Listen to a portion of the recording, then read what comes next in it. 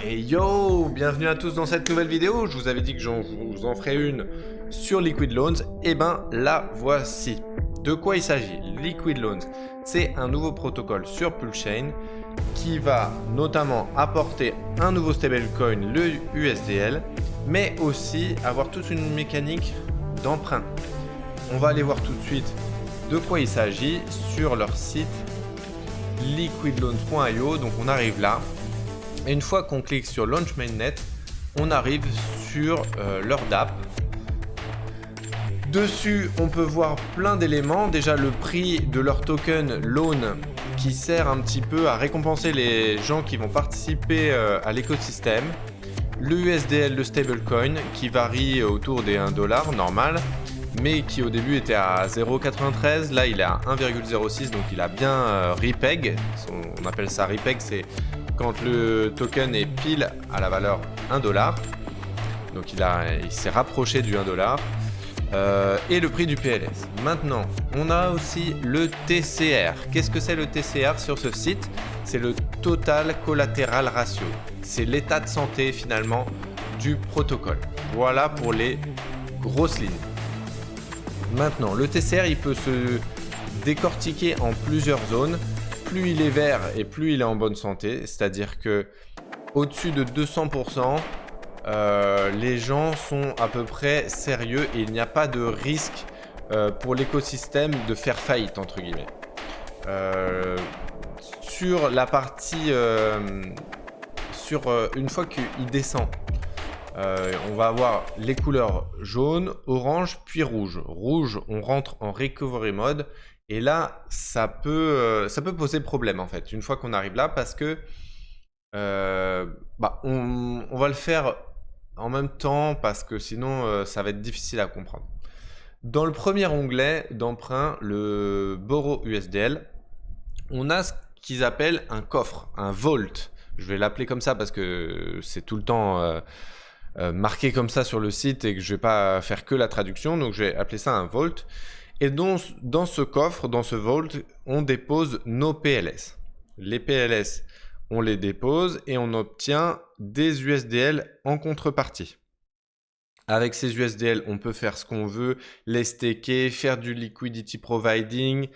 Et une fois qu'on veut récupérer nos PLS, on vient sur l'onglet Repay, ici, on clique. On met le nombre de USDL qu'on avait emprunté, on les rembourse, plus je crois qu'il y a une petite liquidation reserve. Souvent, je crois que c'est 200$, ou ça doit être fonction de ce que vous avez mis dans votre coffre. Vous remboursez ça et ensuite, vous pouvez récupérer vos PLS. Il faut savoir que vous pouvez emprunter au minimum à hauteur de 110%. C'est-à-dire que si vous avez, je sais pas moi, 11 000 dollars de valeur en PLS, je ne sais pas combien ça fait en nombre de PLS, on va dire que vous avez un nombre de PLS qui vaut 11 000 dollars. Et bien vous allez pouvoir emprunter à hauteur de 10 000 dollars au maximum. Le problème en faisant ça, c'est que c'est risqué. Si jamais le prix de PLS diminue, vous allez vous faire liquider. C'est-à-dire que les Pulsechain vont vous être pris de votre coffre. Ça, on n'a pas vraiment envie que ça arrive. Du coup, nous, on a un collatéral ratio individuel qui est ici. Et moins on emprunte par rapport au nombre de PLS qu'on dépose. Par exemple, si j'ai 10 000 dollars de PLS et que je n'emprunte que 1000, eh ben, j'aurai un ratio 1 pour 10. Donc à peu près, c'est combien? 1000%? Ouais, ça doit être ça. À peu près 1000%. Et donc là, il faudrait que le prix de PLS soit divisé par 10 pour que vous vous fassiez liquider finalement. C'est un peu plus subtil que ça au niveau des ratios, mais voilà, ils ont mis un code couleur. Ça peut vous permettre de vous repérer. Moi, ce que je vous conseille, eux, ils parlent de 150%, 200%, 300%. C'est 150%, c'est vraiment trop risqué pour moi. Parce que il suffit d'une petite baisse pour vous faire liquider assez facilement. On ira dans le table liquidation, vous verrez qu'il y a des gens qui ont emprunté beaucoup d'argent, mais qui ont aussi, voilà, leur ratio est très mauvais et donc ça peut, voilà, ils peuvent se faire prendre leur PLS. Moi, dans mon cas, ce que j'ai fait, ma stratégie, c'est de mettre une grosse portion de mes pulses et d'emprunter un tout petit peu. Donc moi, ma stratégie, c'est finalement voilà, d'emprunter à hauteur de, je sais pas, à peu près 1 pour 8, 1 pour 9. Comme ça, il faudrait qu'il y ait une baisse de 80-90% pour que je me fasse liquider, quoi. Voilà. Maintenant, on peut passer peut-être à la suite. Ah si, à savoir, vous avez des frais d'emprunt qui sont assez faibles, entre 0,5% et 5%. Ça correspond à pas grand-chose, quoi, finalement. Liquidation Reserve, ça, c'est un fonds de réserve qui se garde, qui bien sûr vous sera rendu à la fin, pour si jamais les frais augmentent beaucoup sur le réseau, qu'ils puissent liquider et faire les opérations nécessaires pour liquider votre coffre. Voilà, tout est sur Liquid Loans, tout est, il n'y a pas d'admin keys, donc tout est automatisé finalement. À savoir aussi, quand vous ouvrez votre coffre, il faut que vous mettiez au minimum 2000 $ de valeur en Pulse pour commencer à emprunter. Donc, si jamais vous voulez emprunter 2000 $, il faut que vous déposiez 2200 $ de valeur en PLS. Voilà, c'est tout pour cet onglet. Maintenant, on va passer au niveau de la Stability Pool et on va voir un petit peu les APR en fonction du staking pool et tout. Qu'est-ce qui est le plus intéressant? Donc, les USDL, cette Stability Pool, elle sert finalement au protocole pour que l'USDL soit bien PEG, soit bien en 1 pour 1. Une fois que vous avez 1000, 2000 ou 500 USDL, vous les stakez. Et là, vous allez pouvoir voir votre part dans la pool, mais aussi vos gains. Vous gagnez à la fois en loan, donc le jeton de Liquid Loans, mais aussi en PLS lorsque des gens qui ont ouvert un coffre se font liquider.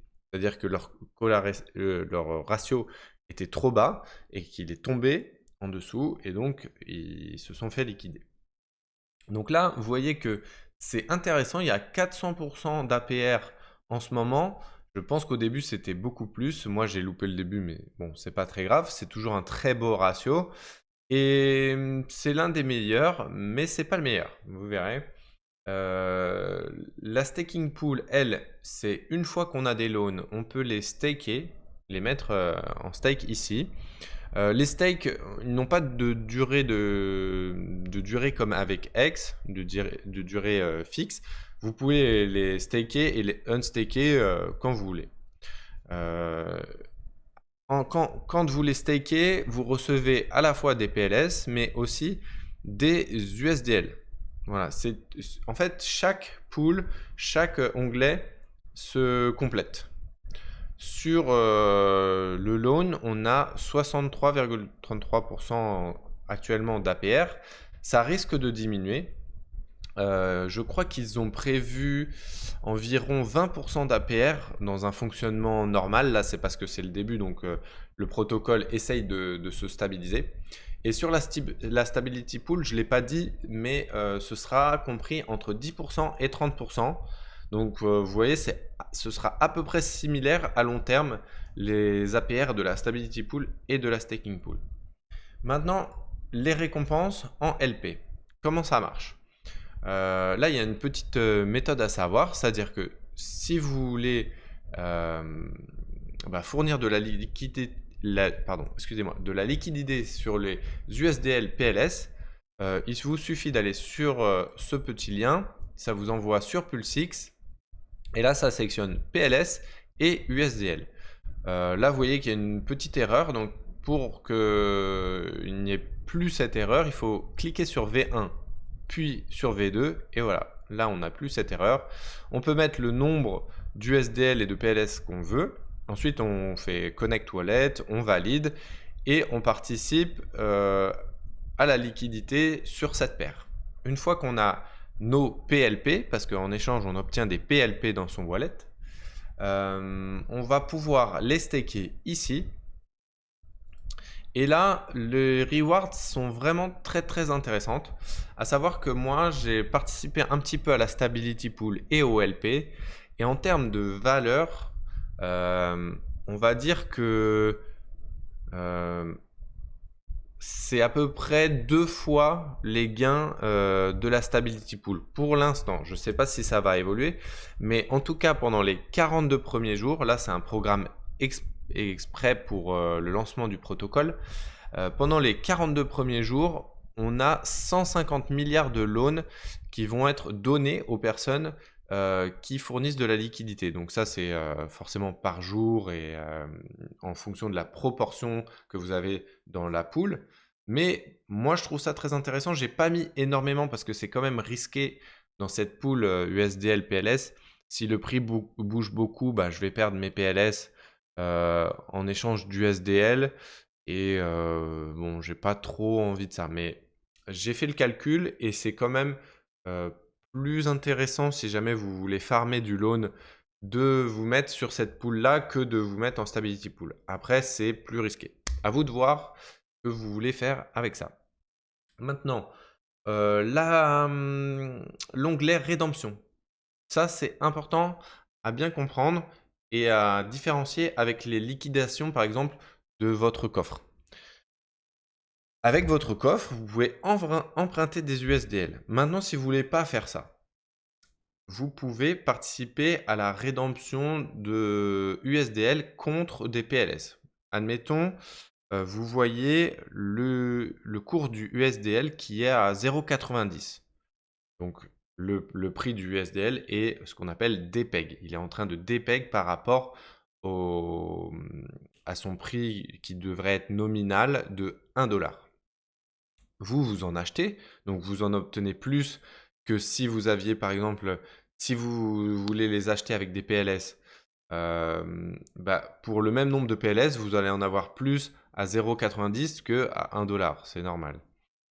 Avec ces USDL, en fait, quand vous faites cet achat-là, quand vous vendez par exemple des PLS contre des USDL, vous aidez le prix des USDL à remonter vers le 1 dollar. Vous soutenez le prix. Mais il y a autre chose. Admettons que vous n'ayez pas envie de vendre vos PLS et que vous ayez déjà des USDL. Vous allez sur cet onglet et avec vos USDL qui sont à, on va dire, 0,90, on va reprendre le même exemple, et bien ces USDL-là, vous allez pouvoir les échanger contre des pull chains qui valent à hauteur de 1 dollar. C'est-à-dire, si vous avez un USDL, vous allez l'échanger contre 1 dollar de PLS, même si l'USDL, lui, vaut que 0,90. Donc, vous fermez le gap, j'allais dire close the gap en anglais, ça veut dire vous faites la passerelle pour ramener l'USDL à sa valeur 1 pour 1. C'est vraiment pas mal comme mécanisme. Pour l'instant, ça marche pas pendant les 14 premiers jours, donc là on est à 10 ou 11 jours. Ça devrait revenir bientôt, ça devrait être actif bientôt. Et comment ça marche en fait? Quelle est la mécanique derrière? En fait, les personnes qui ont ouvert des coffres, si jamais vous avez emprunté, vous avez ouvert un coffre, vous avez mis vos PLS dans le protocole en échange du SDL. Et ben, dans la partie liquidation, vous êtes là, là, il y a plein d'adresses, vous voyez les montants, etc. Je vais faire une pause, je vais connecter un wallet, si vous voulez. Ça va être peut-être plus intéressant de voir ça. Voilà. Là, je suis là et je vois les adresses. On a une personne, là, une adresse qui a mis 49 millions de PLS contre 2210 dollars. Donc c'est à peu près la limite. Il y a 2025 aussi là, c'est pas mal, 45 millions. C'est la limite de ce qu'il peut emprunter presque avec ses PLS. Il a un collatéral ratio qui est très bas de 116%. Si jamais il descend en dessous de 110%, les 49 millions de cette personne vont être prises. D'accord? Et en fait, ils vont être à disposition pour les gens qui font, du rédemption. Tu vois? Vous voyez? Si jamais vous avez du USDL et ben, les PLS, ils vont être pris parmi les premières personnes là qui ont des ratios collatéraux très bas. Ils vont être pris à chacun, donc répartis entre, ces différents coffres pour échanger, pour avoir des USDL contre des PLS. Et les PLS, ils viennent de ces coffres-là. Ça sert aussi, par exemple, à payer, vous voyez, ici dans le staking pool, le redemption fees, ici, quand vous stakez vos loans. Ça sert aussi à la stability pool, les gains des liquidations pour payer les gens qui participent à la stability pool. Donc c'est un système qui est imbriqué. Pour ça, je suis allé sur leur, site et là, on voit très bien comment ça marche. On voit les emprunteurs qui empruntent, ils déposent leur PLS, ils reprennent des USDL. Ça, les coffres, eux, sont liés à la stability pool. La stability pool, elle doit être supérieure à 150%, voilà, c'est ça. Elle est liée au coffre aussi, de l'autre côté, mais pour le protocole de rédemption. Donc les personnes qui amènent des USDL peuvent retirer des PLS. Et vous voyez, c'est exactement ce que je vous disais en fait. Les personnes qui participent à la rédemption avec les USDL, finalement, les PLS viennent de ce pot commun entre les coffres, entre tous les gens qui participent à staking pool, à stability pool, etc. Et voilà, le protocole Earn, là, qui lui est en fait le staking pool. Donc vous avez des excusez-moi, des USDL, vous le mettez et vous obtenez des loans. Pareil pour le staking, vous stakez vos USDL, vos loans, pardon. Alors, je m'embrouille, hein, dis donc. Et vous obtenez des USDL et des PLS. Donc ça dépend ce que vous voulez faire en fait. Est-ce que vous avez des loans? Est-ce que vous avez des USDL? Est-ce que vous avez sacrifié pour le protocole Liquid Loan? En tout cas, il y a de quoi faire là-dedans en fonction de si vous voulez fournir de la liquidité ou staker ou prendre plus ou moins de risques avec la fourniture de liquidité. Voilà pour cet onglet. Et puis ensuite, les derniers onglets un peu moins fun, mais qui peuvent vous aiguiller aussi, c'est la valeur totale qui a été bloquée sur le protocole jusqu'à aujourd'hui. Donc vous voyez que c'est quand même en grande hausse. Le nombre de coffres qui ont été ouverts. Et ça, c'est important parce que je crois qu'il y a un concours. Voilà, les gens qui ouvrent un coffre sont potentiellement récompensables à hauteur de 500 millions de PLS.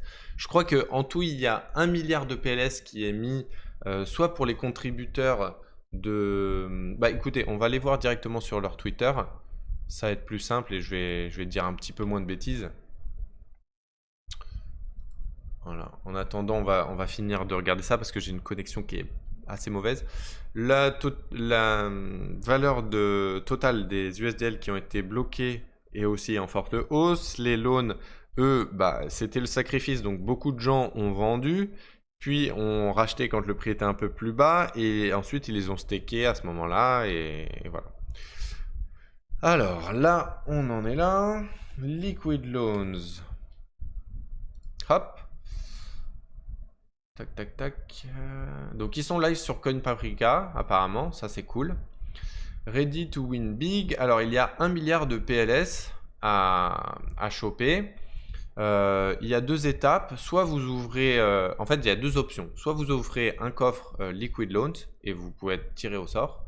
Ou vous partagez le hashtag Love Liquid Loans et vous participez au challenge en dessinant, en faisant des designs graphiques pour participer finalement au marketing de Liquid Loans et à sa propagation. Ouais, pardon. Je cherche mes mots, c'est parce que j'ai plein d'idées en tête, là, j'ai plein de choses qui me viennent et voilà. Je fais une aparté dans cette vidéo juste pour vous dire et vous montrer une petite image qui est importante. Vous pourrez mettre pause dans la vidéo. Voilà, on va directement sur mon bureau. J'ouvre ça et voilà. Vous pouvez regarder un petit peu les paliers en fait de liquidation. Donc si vous êtes à 1000% de collatéral, ça correspond à une différence de prix de 89%. Voilà, une fluctuation de prix. 900% 87, 500% 78, 300% 63%, 150 26,67 et 120% 8,3%. Donc vous avez vu que les gens qui sont entre 110 et 120%, il suffit d'un petit mouvement comme aujourd'hui ou hier de 5 à 10% pour se faire liquider. Donc faites bien attention à ça, à vos collatéraux, et je laisse la suite de la vidéo continuer. Merci à tous, ciao.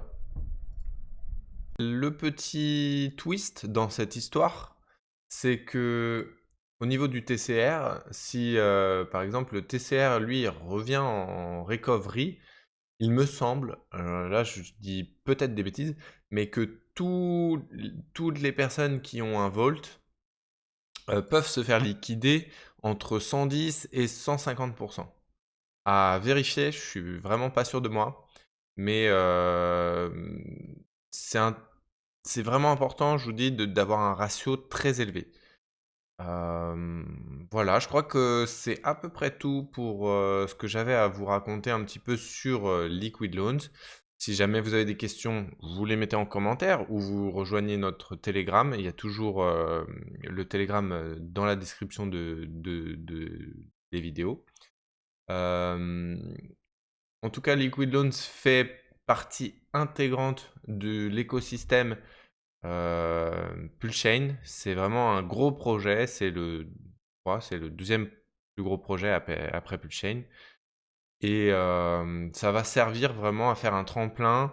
Autant quand on veut vendre ces Pulchain pour avoir des USDL que de prendre un emprunt et obtenir des USDL, de sortir d'une position avec finalement que 10% d'écart. C'est-à-dire que imaginez que vous soyez une baleine ou quoi, vous allez pouvoir mettre en dépôt vos Pulchain et obtenir directement des USDL sans vous prendre un trop gros slippage.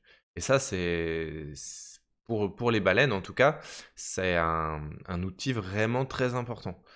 C'est pour ça que ça peut apporter aussi, enfin ça peut ramener beaucoup de gens dans l'écosystème et que Liquid Loans